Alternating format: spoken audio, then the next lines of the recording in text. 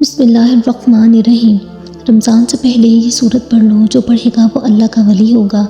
یہ سورت اللہ کے ولی پڑھتے تھے۔ نبی پاک صلی اللہ علیہ وآلہ وسلم نے فرمایا، اس سورت کی تلاوت ترک نہ کرو، کیونکہ خدا اس کی تلاوت کرنے والوں کو دوست رکھتا ہے۔ جو شخص ہمیشہ اس کی تلاوت کرتا ہے، خدا قیامت کے دن اس کا نامہ اعمال اس کے دائیں ہاتھ میں دے گا اور وہ بغیر حساب کے جنت میں داخل ہوگا۔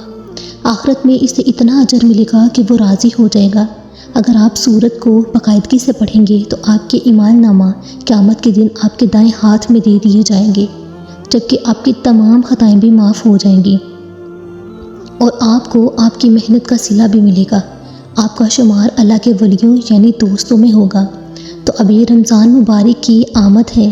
رمضان مبارک سے پہلے جو اس سورت کی تلاوت کرے گا وہ اللہ کو راضی کر دے گا، اللہ کو خوش کر دے گا، کیونکہ یہ سورت جو بھی پڑھتا ہے اللہ بہت زیادہ خوش ہوتا ہے اور اس بندے سے فوراً راضی ہو جاتے ہیں۔ جس بندے سے اللہ پاک راضی ہو جائیں یعنی خوش ہو جائیں، اس کے تمام معاملات غیب سے حل ہوتے ہیں۔ اللہ کا سب سے بڑا نام، سب سے پہلا اسم اعظم اس سورت میں ہے۔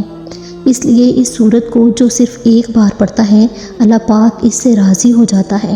تو اگر آپ نے اپنی دعائیں قبول کروانی ہیں، حاجات پوری کروانی ہیں، اپنے گھر میں اللہ کی رحمتیں اور برکتیں لانی ہیں، تو رمضان سے پہلے شعبان کے ان آخری دنوں میں سورت کی تلاوت لازمی کریں۔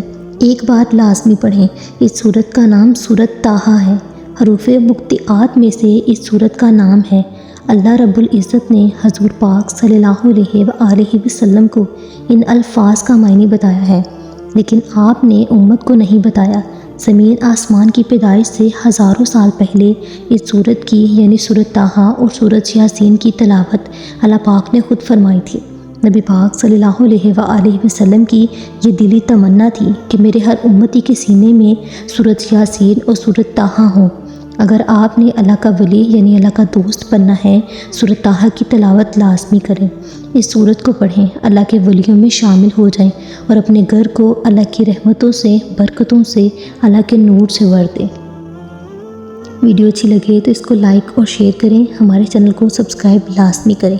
جزاک اللہ۔